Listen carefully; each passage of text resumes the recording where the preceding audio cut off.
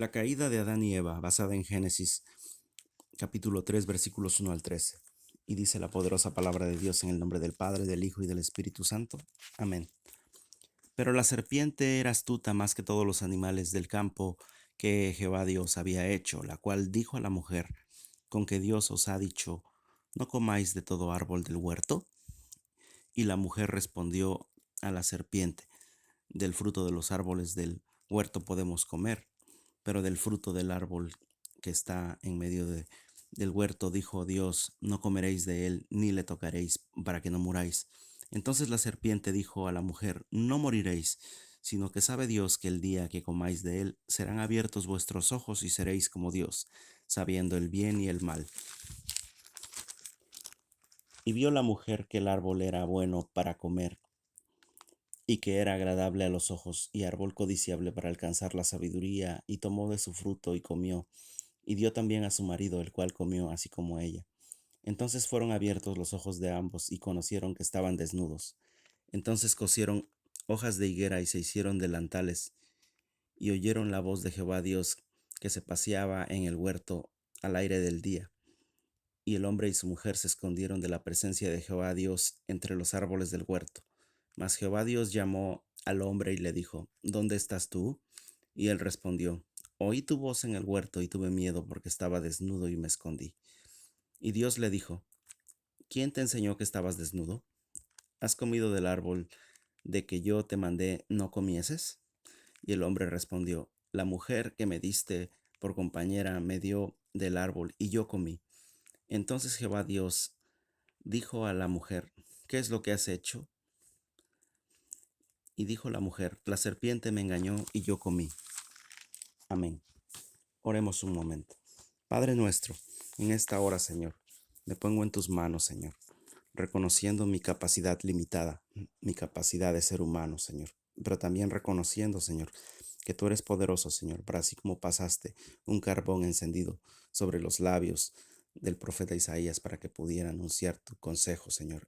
Así también, Señor, tú puedes tomar el control de mi vida en esta mañana, Señor, y tomar el control de mi ser y permitir que cada una de las palabras que salgan de mi boca, de mis labios, Señor, sean palabras que edifiquen, sean palabras que consuelen, Señor, sean palabras que enseñen, que redarguyan, Señor, a tus hijos, a mis hermanos, Señor, a todo aquel que se acerca a ti y que busca conocerte más de cerca, Señor. Porque tu voluntad, Señor, es que nadie se pierda, sino que todos procedan al arrepentimiento en Cristo Jesús, Señor. Así te pido pues en esta mañana que me uses con poder y autoridad, Señor, y que todo lo que yo diga en esta mañana se apegue completamente a tu palabra, Señor, conforme tú así lo declaraste a tus profetas en revelación, Señor. Yo te ruego por todo esto, por esta misericordia. Te pido y te lo suplico en el nombre de tu Hijo amado, nuestro Señor y Salvador Jesucristo. Amén. Bueno, en esta mañana, como estamos estudiando la caída del ser humano de nuestros primeros padres, Adán y Eva, como dijimos, basada en el libro de Génesis, el libro de los comienzos, en el capítulo número 3, de los versículos 1 al 13, es lo que vamos a estar estudiando. Y vemos primeramente que la palabra serpiente en el hebreo significa am, un- una criatura que presenta unas características positivas y negativas. Entre las características positivas que presenta la serpiente, de acuerdo a la palabra en el hebreo, ah, nos hablan de prudencia, de agilidad y de inteligencia. Y entre las características negativas se presentan ah, su malicia y su perversidad también. Esto de alguna manera nos revela que cuando la serpiente fue creada en el huerto del Edén por Dios, tenía una capacidad limitada para hablar, para expresarse. Y conociendo esta capacidad limitada de expresión que tenía la serpiente, fue el blanco perfecto de Satanás quien se infiltró en el huerto del Edén usando a la serpiente y a sus facultades para de alguna manera sembrar la mentira, la calumnia y todo lo que el, el enemigo Satanás hace en contra de las cosas que tienen que ver con la palabra de Dios. Muchas veces nosotros hemos escuchado ejemplos como eh, tales como que ya no se debe diezmar porque el diezmo es parte de la ley y es parte del Antiguo Testamento, y que en el Nuevo Testamento solamente se nos permite ofrendar conforme a la libertad. Y las personas que dicen esto y que de alguna manera cuestionan el diezmo o la ofrenda, se olvidan de muchas cosas que cuando lleguemos a su momento estudiaremos en detalle en el estudio del diezmo. Pero si recordamos un poco, eh, Abraham fue la primera persona que la Biblia presenta que entregó los diezmos a Melquisedec, ¿verdad? Y lo hizo sin que existiera ningún tipo de ley, porque la ley fue dada en el desierto por medio de Moisés. También a menudo escuchamos también cuestionamientos acerca de cuál es el día en el que se debe de adorar, y existe una secta la cual dice que solamente se debe de adorar en el séptimo día, en el Shabbat, en el sábado, porque ese es el día que Dios designó, ignorando que en Cristo Jesús Él nos entregó la libertad para nosotros adorarle, Señor, al Señor. Desgraciadamente muchas personas trabajan los sábados, los domingos, pero cuando tienen un día de descanso, ese es el día en el cual ellos pueden, si es su única oportunidad, adorar al Señor, ¿verdad? Y la palabra de Dios nos habla de que no solamente se debe de adorar a Dios en el séptimo día o en el domingo, sino todos los días de nuestra existencia nosotros tenemos que hacer contacto con Dios y adorarle por medio de la oración, porque ese tipo de adoradores es a quienes busca Dios, ¿verdad? Y también eso lo estudiaremos más a detalle en un estudio más adelante. También a menudo escuchamos también muchos cuestionamientos acerca por ejemplo, de los dones que existen, como el don de lenguas, que muchas personas creen que todos tienen que hablar lenguas, o, o aquellos que lo niegan, ¿verdad? Y que dicen que las lenguas no se deben de usar, cuando realmente, de acuerdo a la Biblia, las lenguas es un don que el Señor ha entregado a ciertos hermanos, ¿verdad? Pero que de acuerdo a la palabra de Dios, se tiene que usar en la iglesia de una manera ordenada, organizada, ¿verdad? Dos o tres por mucho, y tiene que haber intérprete, ¿verdad? Pero todo esto muchas veces ha sido sacado de contexto, ¿verdad? Y así entran a la iglesia muchas veces muchas calumnias y mentiras y doctrinas de demonios, como dice la palabra de Dios, y que sabemos que proceden y provienen del maligno, que es lo único que busca: sembrar la calumnia, la mentira, para cuestionar la palabra de Dios, para causar de alguna manera estragos y confusión en medio del pueblo de Dios. Nos damos cuenta, pues, también, regresando al tema principal del estudio de esta mañana, que cuando Eva es cuestionada por la serpiente, que era Satanás realmente, la serpiente antigua de la cual la palabra de Dios nos está haciendo mención en esta mañana, ella revela que Adán, sin ninguna mala intención, añadió al mandamiento de Dios acerca del árbol del conocimiento del bien y del mal, porque ella dice que le contesta a Satanás que no solamente no tenían que comer del árbol, sino que también no deberían de tocarlo, porque si lo hicieran morirían, ¿verdad?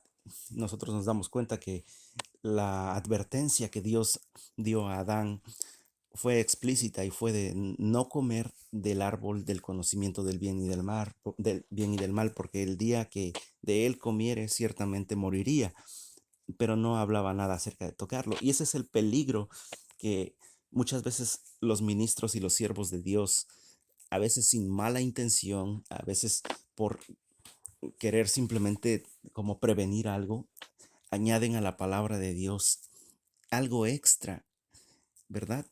Y ese es un peligro latente, porque la palabra de Dios tiene que ser predicada y tiene que ser enseñada, apegada a la verdad, ¿verdad? Tal y valga la redundancia, tiene que ser anunciada, predicada, tal y como el Señor la reveló a sus profetas.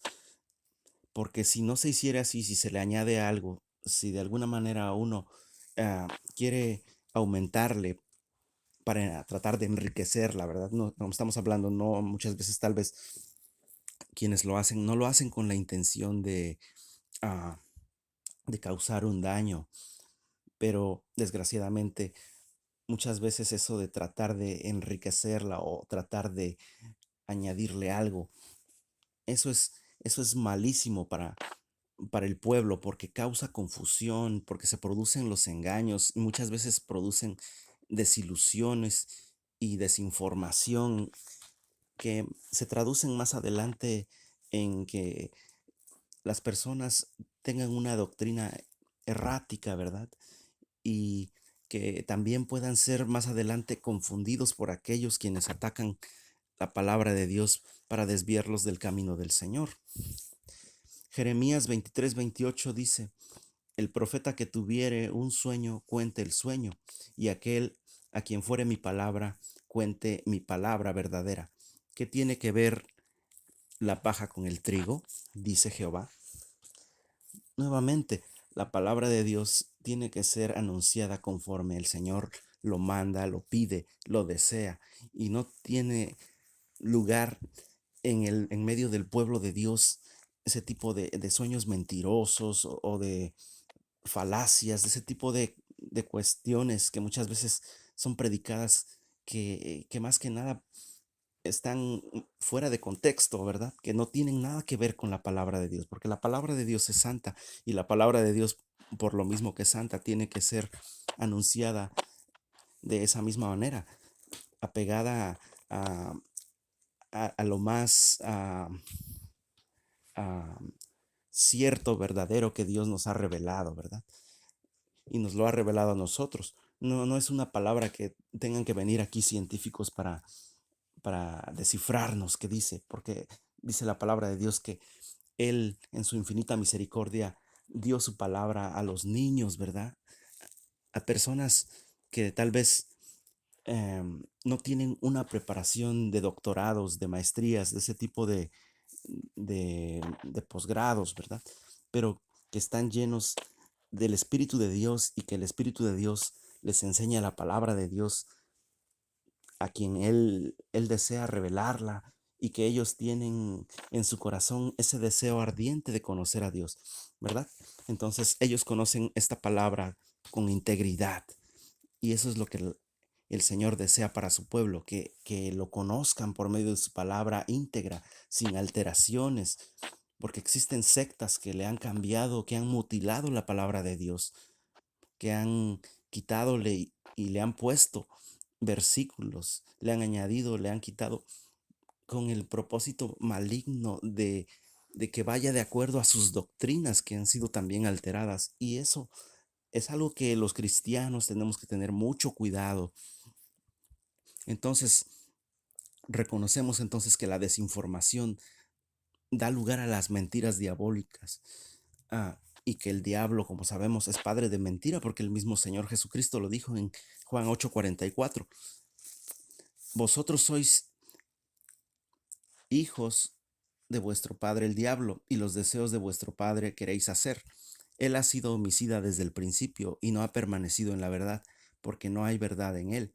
Cuando habla mentira, de lo suyo habla, porque es mentiroso y padre de mentira. Satanás miente y ataca la palabra de Dios, acusando a Dios de ser egoísta. Entonces, respecto a la sabiduría, cuando le dice a Eva que no morirían, sino que ah, ellos serían abiertos sus ojos y que podrían conocer el bien y el mal y que serían como Dios. Y eso simplemente fue un ataque directo a la palabra de Dios. Dios conoce el mal y Dios lo conoce no porque lo haya experimentado o lo haya vivido, como tal vez muchos de nosotros, cuando en el pasado, antes de venir al Señor Jesucristo, nuestras vidas estaban en el lodo, ¿verdad? En el pecado constantemente día a día y no nos cansábamos de pecar. Pero cuando el Señor nos separó, nos sacó de esa vida tan sucia, pues nosotros ahora buscamos hacer lo bueno, lo recto delante de los ojos del Señor. Y aunque a veces, como todo ser humano, tenemos fallas, tenemos la sangre de nuestro Señor Jesucristo que nos limpia de todo pecado y nos vuelve a, a tener en esa armonía con el Padre Celestial para que Él escuche nuestras oraciones, ¿verdad? Pero nosotros sabemos que Dios está completamente separado del mal y para poder acercarse a Él, así como Moisés, hay que quitarse las sandalias de todo aquello que está sucio en nuestras vidas porque Él es santo, ¿verdad? Y para poder acercarse a Él necesitamos santidad, necesitamos cuidarnos de muchas maneras. Adán y Eva pues conocieron el pecado cuando desobedecieron a Dios y comieron de este fruto. Y con ellos empezó la degradación moral y las consecuencias fueron pues la muerte espiritual y la muerte física, ¿verdad? Que se separaron de su creador y que desde ese momento, por eso es que todas las personas fuimos condenadas a morir, porque la carne, eh, ahí es donde empezó el ser humano a degenerarse, ¿verdad? A envejecer, a, entró la enfermedad al ser humano, al mundo, por causa de desobedecer a Dios, por causa de no tomar a Dios en serio. Nos presenta la palabra de Dios cuando dice que Eva vio que era bueno para comer, entonces este árbol, el deseo de los ojos, ¿verdad? Que era agradable a los ojos, el deseo de la carne, y codiciable para alcanzar sabiduría, que es el orgullo de la vida. Y la caída del ser humano se consumió al comer de él. Adán nos lo presenta la palabra de Dios como un observador en este momento, carente de reacción, siendo él el sacerdote de ese matrimonio, de esa unión. No hizo nada por decirle a Eva, detente, sino que de alguna manera él estaba tan o más deseoso que Eva de comer ese fruto prohibido, ¿verdad? Y simplemente esperó a ver qué pasaba con Eva después de que comiera ese fruto, a ver si es que ella expiraba, moría instantáneamente. Al ver que no sucedió eso, él accedió también a comerlo. Y los dos pecaron contra Dios, los dos desobedecieron contra Dios y desgraciadamente sí, sus ojos fueron abiertos y conocieron que estaban desnudos, ¿verdad? Ah, Sin embargo, también se dieron cuenta que, que habían sido engañados, que no eran como Dios, porque el fruto del pecado trajo a sus vidas el miedo, vergüenza, y una conciencia culposa, ¿verdad? Perdieron su pureza, surgieron excusas y pretextos, ah, y así como surgieron todo ese tipo de cuestiones, surgió también la moralidad, los sacramentos y las religiones. En vez de que existiera un gozo en su vida como antes de que ellos hubieran pecado contra Dios, ahora la voz de Dios les causaba miedo. El ser humano se escondía de Dios entre los árboles del huerto, ¿verdad? Y ese es exactamente un retrato de la vida humana cuando el ser humano se encuentra en pecado, que entonces hay vergüenza en su vida, hay miedo, teme acercarse a Dios porque piensa que Dios lo va a condenar y bueno, se esconde muchas veces en vicios, en placeres, en cosas, en las drogas, ¿verdad? En cosas tan mundanas que lo único que hacen es seguirlo apartando, seguirlo ah, refundiendo en lo más profundo del pecado, ¿verdad? Entonces, es ahí cuando nosotros también nos damos cuenta, cuando Dios tomó la iniciativa de buscar al pecador, que es el tema central de la Biblia, y Jesucristo fue la última expresión de esta realidad, porque sabemos que Dios caminó sobre la tierra para buscar al pecador, y Dios, cuando conoce a su pueblo, Dios y los tiene por hijos, Dios los confronta, Dios nos confronta con nuestro pecado por nuestro bien, ¿verdad? Y nos pregunta, ¿y tú dónde estás? Que es la primera pregunta de Dios en el Antiguo Testamento. Y curiosamente, en el Nuevo Testamento, la primera pregunta ahora viene del ser humano, cuando dice en Mateo capítulo 2 versículo 2 hablando de los reyes de Oriente que venían, dice, diciendo, ¿dónde está el rey de los judíos que ha nacido? Porque su estrella hemos visto en el oriente y venimos a adorarle. Ahora, en el Nuevo Testamento es el ser humano quien pregunta por Dios, ¿dónde está? ¿Dónde está ese rey? ¿Dónde está nuestro Señor Jesucristo? Venimos a adorarle, queremos adorarle. Y eso es ahora el contraste de lo que sucedió, ¿verdad? Pero Dios confrontó a Adán para restaurarlo, para limpiarlo, ¿verdad? vemos que la vida de Adán entonces contrastó mucho con la vida de aquellos primeros patriarcas de Enoc, de Noé, que caminaron rectamente con Dios.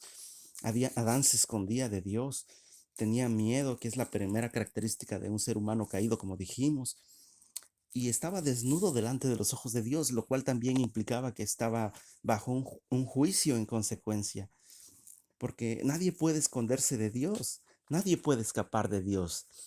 Así como dice el Salmo 139 del versículo 7 al 12, ¿a dónde me iré de tu espíritu? ¿Y a dónde huiré de tu presencia? Si subiere a los cielos, allí estás tú. Y si en el Seol hiciere mi estrado, he aquí, allí tú estás. Si tomare las alas del alba y habitare en el extremo del mar, aún allí me guiaré a tu mano y me asirá tu diestra. Si dijere ciertamente las tinieblas me encubrirían, aún la noche resplandecerá alrededor de mí, aún las tinieblas no me encubren de ti, y la noche resplandece como el día. Lo mismo te son las tinieblas que la luz. De Dios no podemos huir, ¿verdad? Entonces Dios confronta a Adán con su pecado y lo halla culpable.